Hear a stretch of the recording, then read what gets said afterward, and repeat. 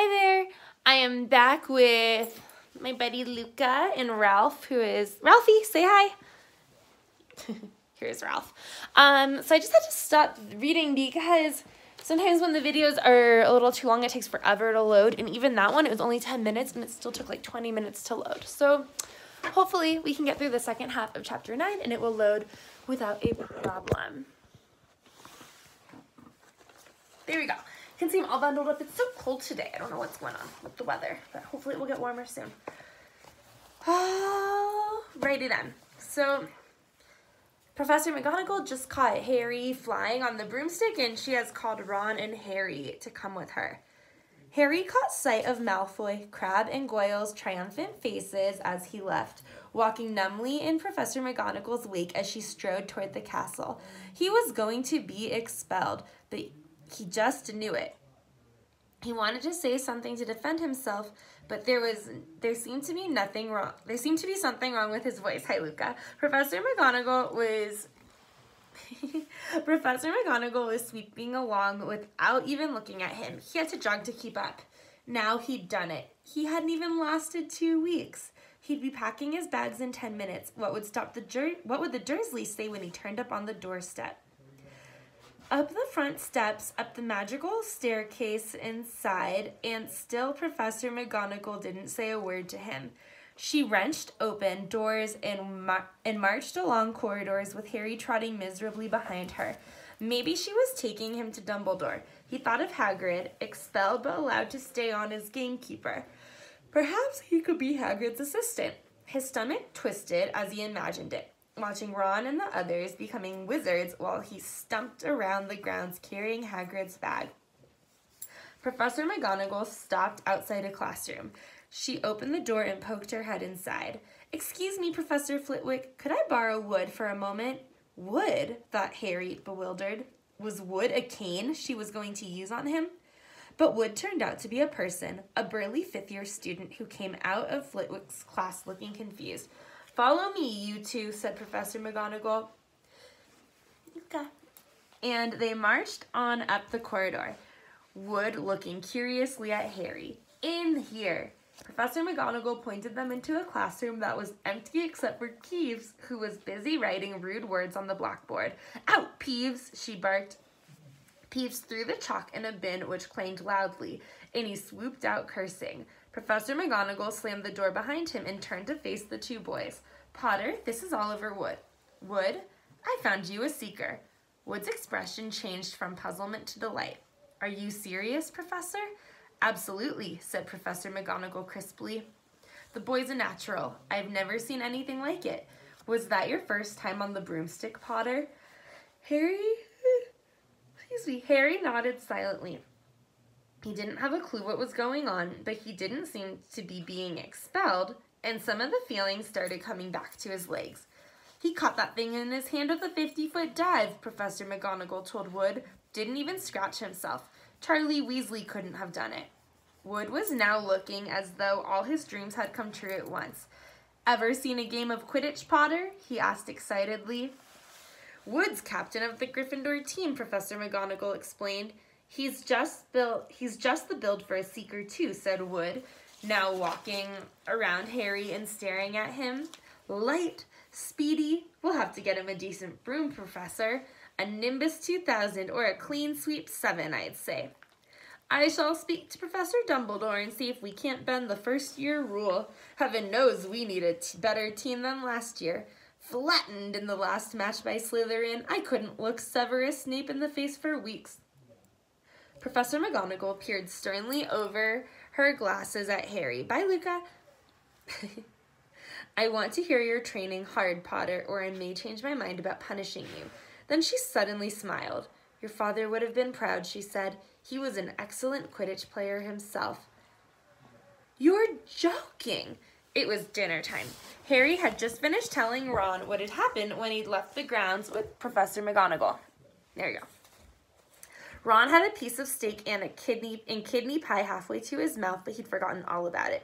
"Seeker," he said, "but first years never. You must be the youngest house player in about a century," said Harry, shoveling pie into his mouth. He felt particularly hungry after the excitement of the afternoon. Wood told me. Ron was so amazed, so impressed, he just sat and gaped at Harry. Excuse me, a little sleepy today. I start training next week, said Harry. Only don't tell anyone. Wood wants to keep it a secret. Fred and George Weasley came into the hall, spotted Harry, and hurried over. Well done, said George in a low voice. Wood told us. We're on the team, too. Beaters. I tell you, we're going to win that Quidditch Cup for sure this year, said Fred. We haven't won since Charlie left, but this year's team is going to be brilliant. You must be good, Harry. Wood was almost skipping when he told us. Anyway, we've got to go. Lee Jordan reckons he's found a new secret passageway out of the school. Bet it's the one behind the statue of Gregory the Smarmy that we found in our first week. See you. Fred and George had hardly disappeared when someone far less welcome turned up. Malfoy, flanked by Crabbe and Goyle. Having a last meal, Potter? When are you getting the train back to the Muggles? You're a lot braver now that you're back on the ground, and you've got your little friends with you, said Harry coolly. There was, of course, nothing at all little about Crabbe and Goyle, but as the high table was full of teachers, neither of them could do more than crack their knuckles and scowl. I'd take you on any time on my own, said Malfoy. Tonight if you want. Wizard's duel. Wands only, no contact. What's the matter? Never heard of a wizard's duel, I suppose? Of course he has, said Ron, wheeling around. I'm his second. Who's yours? Hi, Boo-Boo. Look at this little Boo-Boo, little baby. Of course he has, said Ron, wheeling around. I'm his second. Who's yours? My second is Luca for my duel. Malfoy looked at Crabbe and Goyle, sizing them up. Crabbe, he said.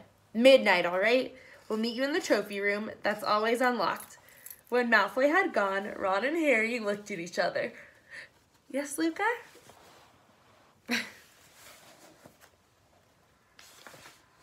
What is the wizard's duel, said Harry. And what do you mean you're my second?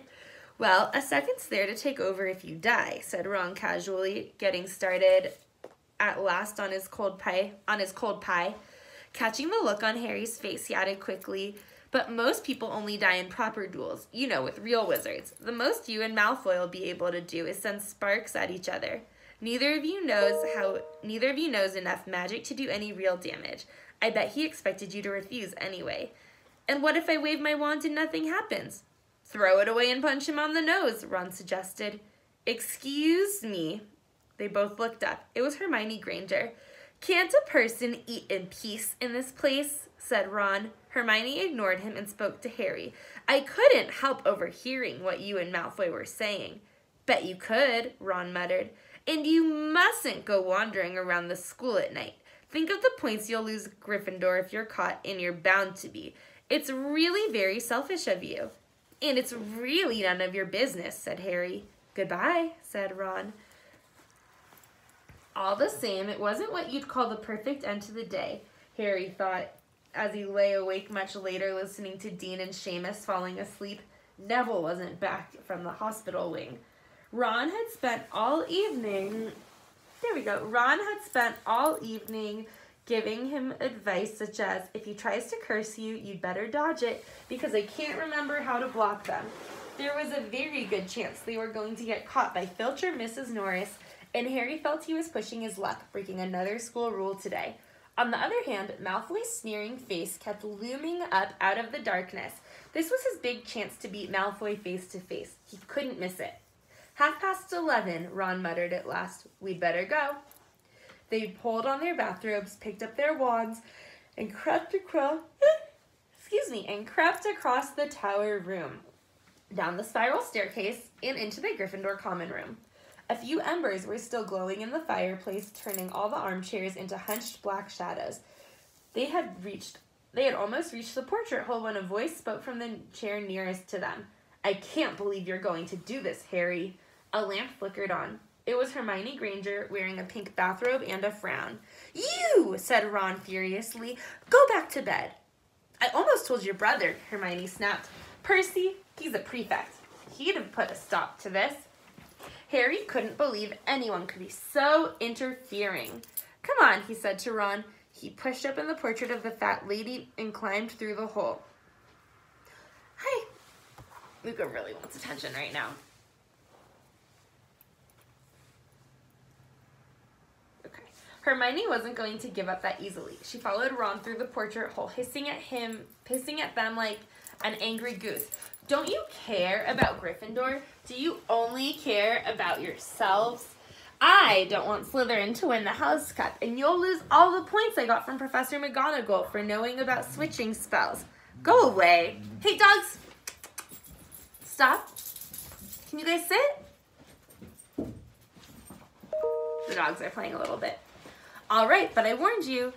You just remember what I said when you're on the train home tomorrow. But what they were, they didn't find out. Hermione had turned to the portrait of the fat lady to get back inside and found herself facing an empty painting. The fat lady had gone on a nighttime visit and Hermione was locked out of Gryffindor Tower. Now what am I going to do? She asked shrilly. That's your problem, said Ron. We've got to go. We're going to be late. They hadn't even reached the end of the corridor when Hermione caught up with them. I'm coming with you, she said. You are not. Do you think I'm going to stand out here and wait for Filch to catch me? If he finds all three of us, I'll tell him the truth, that I was trying to stop you, and you can back me up. You've got some nerve, said Ron loudly. Shut up, both of you, said Harry sharply. I heard something. It was a sort of snuffling. Mrs. Norris, breathed Ron, squinting through the dark. It wasn't Mrs. Norris. It was Neville. He was curled up on the floor, fast asleep, but jerked suddenly awake as they crept nearer. Thank goodness you found me. I've been out here for hours. I couldn't remember the new password to get into bed. Keep your voice down, Neville. The password's pig snout, but it won't help you now. The fat lady's gone off somewhere. How's your arm? Said Harry. Fine, said Neville, showing them. Madame Pomfrey mended it in about a minute. Luca, can you take a seat? There we go. Are you going to read with me? There you go, Luca. You want to sit comfy? Okay, here we go. Good. Well, look, Neville, we've got to be somewhere. We'll see you later. Don't leave me, said Neville, scrambling to his feet. I don't want to stay here alone. The Bloody Baron's been past twice already. Ron looked at his watch and then glared furiously at Hermione and Neville. If either of you get us caught, I'll never rest until I've learned the curse of the bogies Quirrell told us about and used it on you. Hermione opened her mouth, perhaps to tell Ron exactly how to use the curse for the bogies, but Harry hissed at her to be quiet and beckoned them all forward. They flitted along corridors striped with the bars of moonlight from the high windows. At every turn, Harry expected to run into Filch or Mrs. Norris, but they were lucky. They sped up a staircase to the third floor and tiptoed through the trophy room. Malfoy and Crabbe weren't there yet. The crystal trophy cases glimmered where the moonlight caught them. Cups, shields, plates, and statues winked silver and gold in the darkness. They edged along the walls, keeping their eyes on the doors at either end of the room. Harry took out his wand in case Malfoy leapt in and started at once. The minutes crept by. He's late. Maybe he's chickened out, Ron whispered. Then a noise in the next room made them jump. Harry had only just raised his wand when they heard someone speak, and it wasn't Malfoy. Sniff around, my sweet. They might be lurking in a corner. It was Filch speaking to Mrs. Norris. Horror-struck, Harry waved madly at the other three to follow him as quickly as possible. They scurried silently toward the door away from Filch's voice. Neville's robes had barely whipped around the corner when they heard Filch enter the trophy room. They're in here somewhere, they heard him mutter, probably hiding. This way, Harry mouthed to the others, and petrified, they began to creep down a long gallery full of suits of armor. They could hear Filch getting nearer. Neville suddenly let out a frightened squeak and broke into a run. He tripped, grabbed Ron around the waist, and the pair of them toppled into a suit of armor. The clanging and crashing were enough to wake the whole castle. Run! Harry yelled, and the four of them sprinted down the gallery, not looking back to see whether Filch was following. They swung around the doorpost and galloped down one corridor, then another. Harry in the lead without any idea where they were or where they were going. They ripped through a tapestry and found themselves in a hidden passageway. hurtled along it, and came out near their charms classroom, which they knew was miles from the trophy room. I think we've lost him, Harry panted, leaning against the cold wall and wiping his forehead. Neville was bent double, wheezing and spluttering. I told you, Hermione gasped, clutching at a stitch in her chest. I told you. We've got to get back to Gryffindor Tower, said Ron, quickly as possible. Malfoy tricked you, Hermione said to Harry. You realize that, don't you? He was never going to meet you. Filch knew someone was going to be in the trophy room. Malfoy must have tipped him off. Harry thought she was probably right, but he wasn't going to tell her that. Let's go. It wasn't going to be that simple. They hadn't gone more than a dozen paces when a doorknob rattled and something came shooting out of a classroom in front of them. It was Peeves. He caught sight of them and gave a squeal of delight. Shut up, Peeves. Please, you'll get us thrown out. Peeves cackled. Wandering around at midnight, ickle firsties. Tut, tut, tut. Naughty, naughty, you'll get caughty. Not if you don't give us away, Peeves, please. Should I tell Filch? I should, said Peeves in a saintly voice, but his eyes glittered wickedly. It's for your own good, you know. Get out of the way, snapped Ron, taking a swipe at Peeves. This was a big mistake.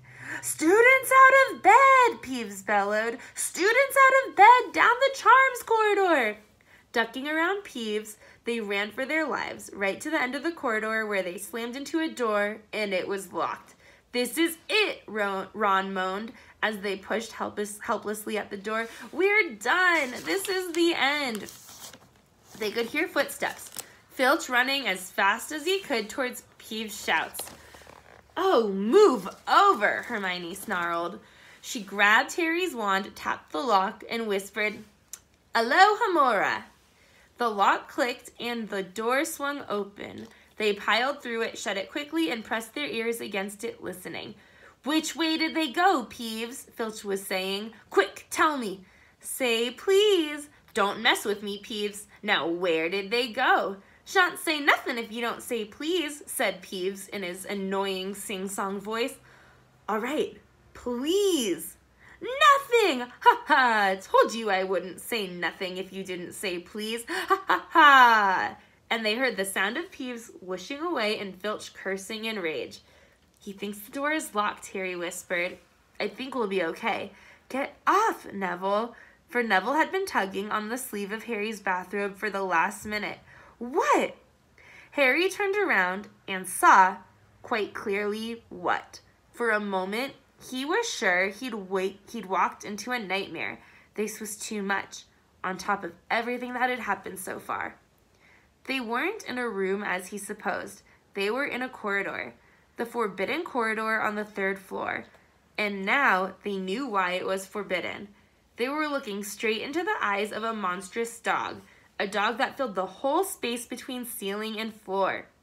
It had 3 heads, 3 pairs of rolling mad eyes, 3 noses twitching and quivering in their direction, 3 drooling mouths, saliva hanging in slippery ropes from yellowish fangs. It was standing quite still, all 6 eyes staring at them, and Harry knew the only reason they weren't already dead was that their sudden appearance had taken it by surprise, but it was quickly getting over that. There was no mistaking what those thunderous growls meant. Harry groped for the doorknob. Between Filch and death, he'd take Filch. They fell backward. Harry slammed the door shut and they ran. They almost flew back down the corridor. Filch must have hurried off to look for them somewhere else because they didn't see him anywhere, but they hardly cared. All they wanted to do was put as much space as possible between them and that monster. They didn't stop running until they reached the portrait of the fat lady on the 7th floor.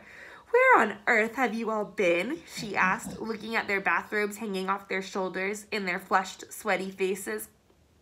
Never mind that. Pig snout, panted Harry, and the portrait swung forward.